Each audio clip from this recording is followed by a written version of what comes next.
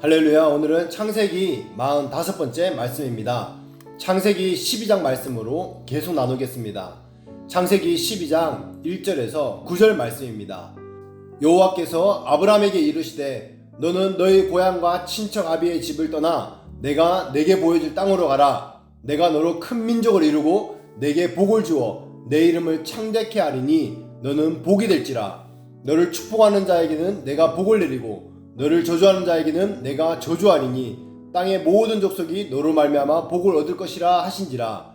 이에 아브라함이 여호와의 말씀을 따랐고 롯도 그와 함께 갔으며 아브라함이 하란을 떠날 때 75세였더라. 아브라함이 그의 아내 사레와 조카 롯과 하란에서 모든 소유와 얻은 사람들을 이끌고 가나안 땅으로 가려고 떠나서 마침내 가나안 땅에 들어갔더라. 아브라함이 그 땅을 지나 세겜 땅 모래 상수리 나무에 이르니 그때에 가나안 사람이 그 땅에 거주하였더라. 여호와께서 아브라함에게 나타나 이르시되 내가 이 땅을 내 자손에게 주리라 하신지라.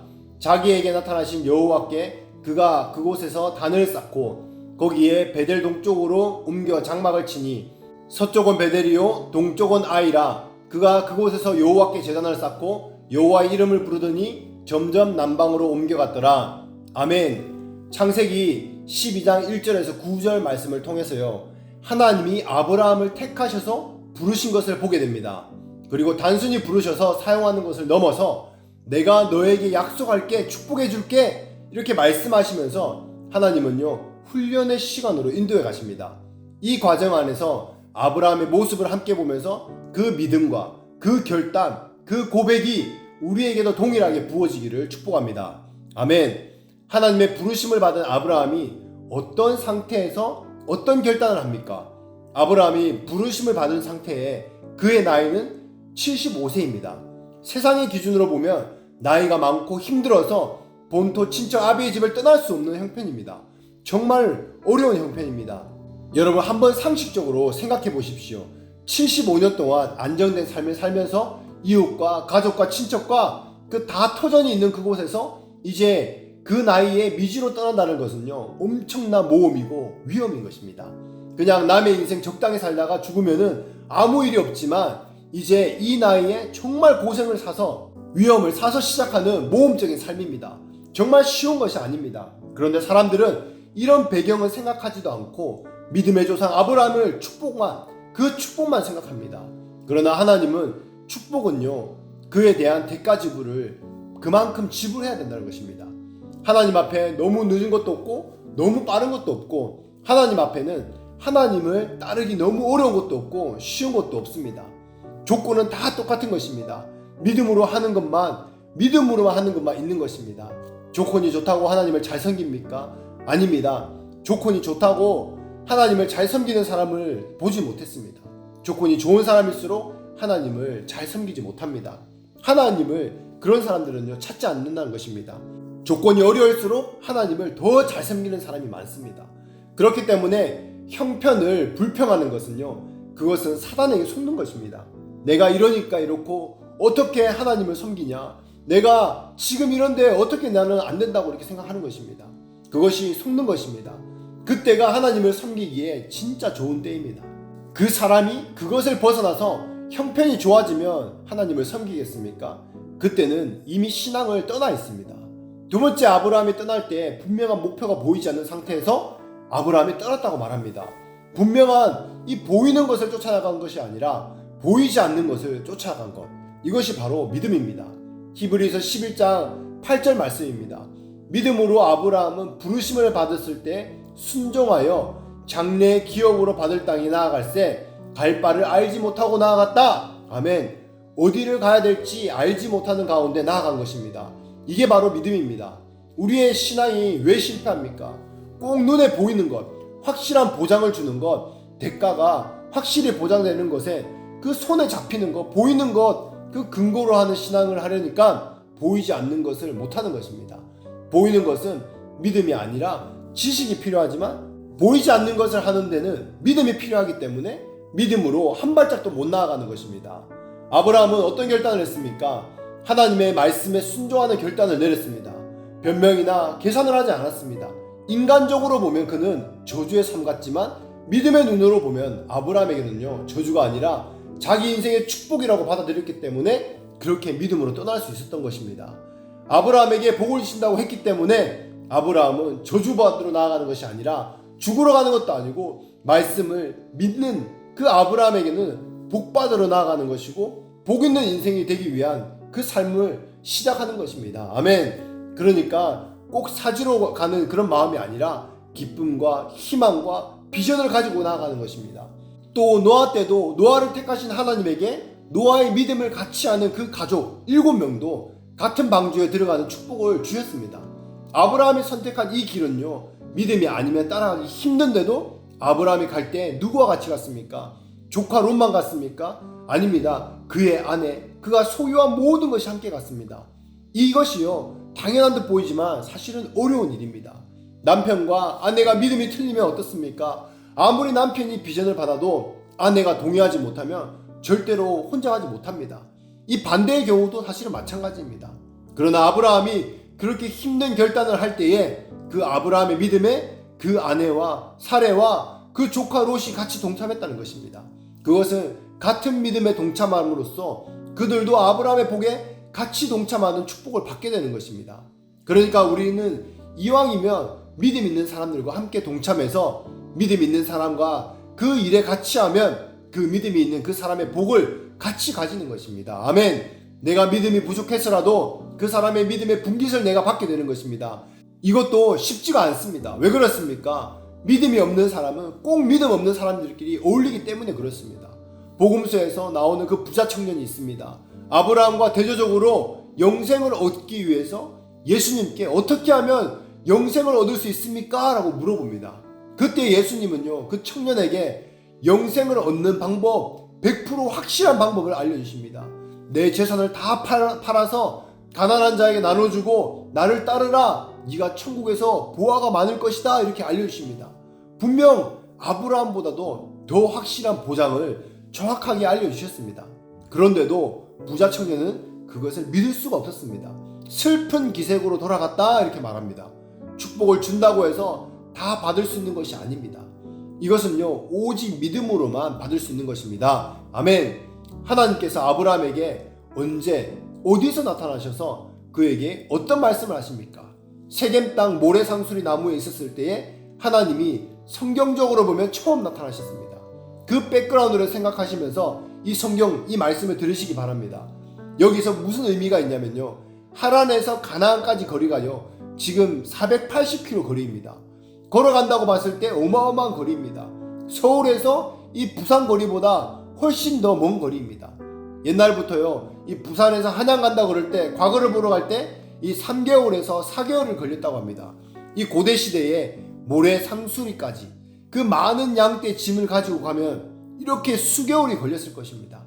하나님이 지시할 땅으로 가라 그러면 한 며칠? 한 일주일 딱 가면 보여줘야 그래도 하나님을 믿는 재미가 이렇게 나는데 2주 가고 3주 가고 480km를 걸어갔는데 아직까지 아무것도 나타나지 않은 것입니다.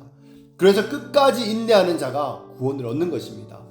우리 생각으로는 그 가는 여정 중간에 한번 주님께서 나타나 주셔서 등도 두들겨 주시고 격려해 주시고 얘야 조금만 더 힘내라, 조금만 가면 된다, 다 왔다 이랬을 텐데요, 그런 말씀이 없습니다. 그런 인간적인 도움을 하나님은 전혀 주시지 않았습니다. 오직 믿음으로만 견디게 한 것입니다. 대부분 많은 사람들은 480km를 가기 전에 다 포기하고 탈락합니다. 대부분 많은 사람이 아무리 비전을 받아도 이 480km 안에 다 떨어져 나갑니다. 그런데 아브라함에게 480km가 끝이 아니라는 것입니다. 아직 이 여정의 1단계 시작이었는데 이 대부분 사람들이 어떻습니까? 이 1단계도 시작해보지 못하고 이 여정에서 끝내는 것입니다. 100일 기도하고 30일 금식 기도하고 그 기도에 응답이 없으면 어떻게 합니까? 포기하고 낙심하고 낙담하고 원망하고 믿음의 대가 지불이 있어야 한다고 우리는 나눴습니다. 아브라함이 그냥 믿음의 조상이 된 것이 아닙니다. 모세도 80년간 연단했듯이 아브라함에게도요, 그냥 아무런 연단과 훈련이 없이 믿음의 조상이 된 것이 아닙니다. 믿음의 연단과 훈련은 생각하는 것보다 더 혹독합니다. 철저하게 인간적인 것, 불신나 자신을 바라보는 것 모두 다 끊게 하시고 오직 철저하게 하나님만 의지하고 믿음으로 끝까지 하나님께 나아가는 것들을 배우는 것입니다. 우리는 이런 인내의 시간을 이겨내지 못하고 그 훈련의 시간을 이겨내지 못합니다. 무조건 이 문제를 빨리 해결하고 싶어하고 빡세게 훈련받아서 그것을 해결하고 싶어합니다. 이런 잘못된 생각을 가지고 있으면 결국에 하나님 앞에 왜 이렇게 오랫동안 나를 힘들게 하십니까? 언제까지 나는 훈련을 받아야 됩니까? 이런 생각에서 벗어나지 못한다는 것입니다.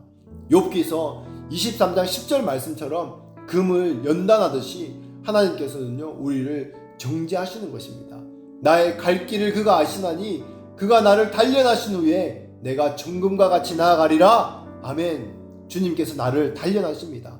정금이 될 때까지 계속 훈련을 시키신다는 것입니다. 여러분 10K, 18K 어떤 금이 좋습니까? 그냥 중간에 10K 정도만 하고 그만두고 18K 정도만 하고 그만두고 그런데 24K가 되려면요 더 긴 공정 과정을 거쳐야 된다는 것입니다. 아브라함이 믿음의 조상이 될 때까지는 그만한 과정을 주시는 것입니다. 그러나 그것은 값진 것입니다. 하나님 앞에 값진 상급으로 다 카운트되고 있다는 것입니다. 많은 사람은 뜨거운 열정으로 뜨거운 비전만 가지고 시작했다가 그냥 풍선처럼 잔뜩 부풀어서 그렇게 시작합니다. 자기가 생각한 비전대로 안 되고 자기 인생이 좀 삐딱하게 원하는 대로 안 가면 어떻게 합니까? 그 자리에 주저앉아 버리고 금방 자기 깨로 자기 지혜로 자기 능력으로 그 어려움을 막 빠져나갑니다. 그 순간을 모면합니다. 롯이 바로 그랬습니다. 롯은요 처음에 아브라함과 같이 출발했습니다. 그러나 조금 익숙해지고 꾀가 나고 좀 보이기 시작하니까 지름길로 옆으로 빠지기 시작하는 겁니다. 그 결과 롯은 어땠습니까? 유황 심판을 받았습니다. 하나님은 심은 대로 거두게 하신다는 것입니다. 아브라함이 기도를 얼마나 많이 했겠습니까? 이 정도까지 왔는데 이 정도 세월이 갔는데 발은 다 부르트고 힘은 들고 아내는 계속 언제 도착하냐? 롯은 언제 도착하냐? 언제까지 가야 됩니까? 우리가 어떻게 믿음의 조상이 됩니까? 아브라함도 핍박을 많이 받았을 것입니다. 그런데 480km가 지난 다음에 처음으로 하나님이 아브라함에게 나타나신 것입니다. 창세기 12장 6절입니다. 아브라함이 그 땅을 지나 세겜 땅 모래 상수리 나무에 이르니 그때가 가나안 사람이 그 땅에 거주하였더라. 아멘. 모래 상수리 나무, 거기가 어느 지역입니까? 가나안 땅입니다. 가나안 땅은 어떤 땅입니까? 하나님이 아브라함에게 약속하신 그 땅입니다. 거기에 오기 전까지는 하나님이 끝까지 침묵하시고 아브라함에게 줄 땅에 왔을 때에 그때 처음으로 나타나신 것입니다. 나타나서 하나님께서 어떤 말씀을 아브라함에게 주십니까? 7절 말씀에 여호와께서 아브라함에게 나타나 이르시되 내가 이 땅을 내 자손에게 주리라. 아멘. 이 땅을 내 자손에게 주리라. 너희에게 주리라 하지 않고 누구에게 주리라? 내 자손에게 주겠다 말씀하시는 겁니다. 너에게 주리라 그러면 우리가 조금이라도 더 깊을 텐데 이렇게 고생해서 왔는데 나에게 안 주고 내 자손에게 주겠다는 것입니다.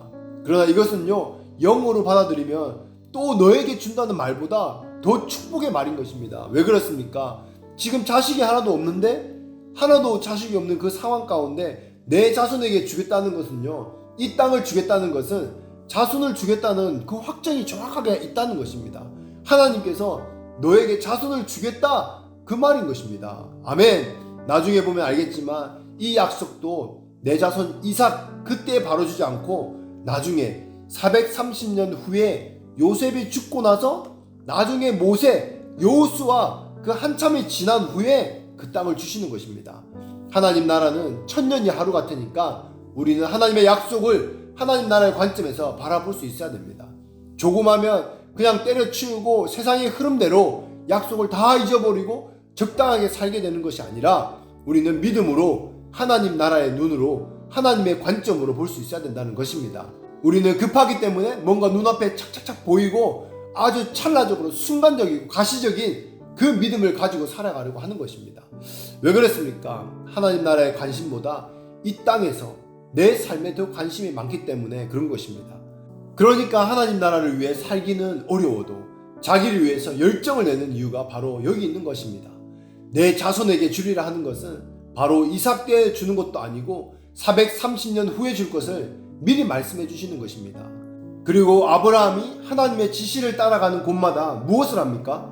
아브라함은 하나님이 나타나셨을 때 그곳에다가 하나님을 위한 단을 쌓고 예배를 드렸습니다. 이제 아브라함은 정말 그렇게 오랜만에 그 나타난 하나님께 불평하고 원망하지 않고 이제는 하나님 중심적인 삶을 시작합니다. 하나님께 경배하고 예배를 드리는 그런 삶이 시작됐다는 것입니다. 과거에는 우상을 섬겼던 아브라함입니다. 그런데 이제는 하나님을 예배하는 삶을 살게 된 것입니다. 아멘. 창세기 12장 8절입니다. 거기서 베델 동쪽 산으로 옮겨 장막을 치니 서쪽은 베델이요 동쪽은 아이라 그가 그곳에서 여호와께 제단을 쌓고 여호와의 이름을 부르더니 아멘. 여호와를 위한 단을 쌓고 하나님의 이름을 불렀습니다. 이제 가는 곳마다 하나님 우선적인 삶을 살았습니다. 이제는 자기를 위한 삶이 아니라 자기의 삶의 목적이 하나님께 경배하고 예배드리는 그 삶으로 바꾸어지는 것을 우리는 볼 수 있습니다. 아멘. 말씀을 맺겠습니다. 사랑하는 여러분, 오늘 하나님께서 우리에게 보여주시고 말씀하시는 것이 무엇입니까? 아브라함의 축복, 그 좋은 성공한 면만 보여주시는 것입니까? 아닙니다. 그 아브라함의 축복 이전에 아브라함이 처한 상황과 환경을 보여주시고 믿음으로 선택한 여정을 우리에게 보여주시는 것입니다. 하나님의 훈련, 연단 방법에는 적당히 하는 것이 없습니다. 정금같이 연단하시는 하나님이십니다. 적당히 훈련받고 내 마음대로 연단받으면 롯과 같이 어느 때에 결국에는 내 갈 길, 내가 원하는 길로 가게 되는 것입니다. 그리고 삶의 연단이 끝나는 것을 어떻게 알 수 있습니까? 그가 가는 곳마다 제단을 쌓고 예배를 드리는 것입니다. 과거의 모두 우상들, 죄들을 다 끊어내고 나 중심의 삶에서 하나님의 중심의 삶으로 바꿔지게 되는 것입니다. 아멘. 여러분, 정말 아브라함과 같이 하나님의 부르심 가운데 그 나아가고 정금과 같이 연단받고 그 하나님과 함께 동행하는 그런 복된 삶을 살고 싶지 않습니까? 정말 주님과 동행하는 인생, 주님을 경배하고 예배하는 그 하나님의 중심적인 삶으로 변화되어서 바꾸어지는 여러분 한 분 한 분 되시기를 예수 이름으로 축복합니다. 아멘.